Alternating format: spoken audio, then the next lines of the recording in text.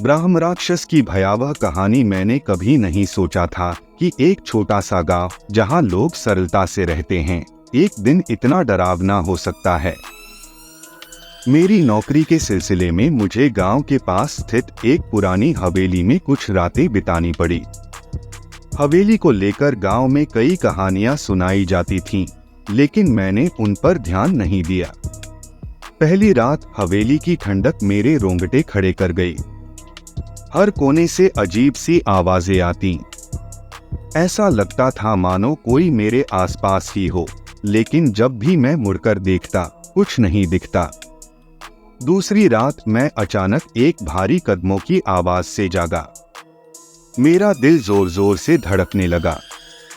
कदमों की आवाज मेरे कमरे की ओर बढ़ती गई। मैंने हिम्मत करके दरवाजा खोला, लेकिन बाहर कोई नहीं था। अचानक हवा में एक ठंडक बढ़ गई और मुझे किसी के सांसों की गर्मी अपने गले के पास महसूस हुई। मैंने जैसे ही पीछे मुड़कर देखा, वहां एक विशाल काया खड़ी थी। उसका चेहरा विकृत, आंखें लाल और शरीर से धुआं निकल रहा था। वो ब्राह्म राक्षस था जिसके बारे में गांव में कहानियां कही जाती थीं।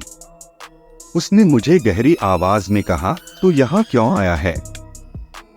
इस हवेली में किसी का भी आना मना है।" मेरे पैर जैसे जमीन में जम गए थे। मैं कुछ कह नहीं सका।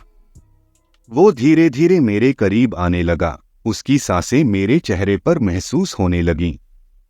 तभी अचानक एक बूढ़े व्यक्ति का चित्र, जो दीवार पर टंगा था, जमीन पर गिर गया। ब्राह्म राक्षस की नजर उस चित्र पर पड़ी और वो अचानक गायब हो गया। मैंने तुरंत अपनी चीजें समेटी और हवेली से बाहर निकल भागा। गांव वालों ने बताया कि वो बूढ़ा व्यक्ति एक समय में इस हवेली का मालिक था और ब्राह्म राक्षस उसे भी मार चुका था। उसका चित्र ही ब्राह्म राक्षस के क्रोध को शांत कर सकता था। मैंने फिर कभी उस हवेली की ओर मुड़कर भी नहीं देखा। वो रात आज भी मेरी यादों में ताजा है और मुझे उस खौफनाक ब्राह्म राक्षस के दर्शन कभी नहीं भूलेंगे।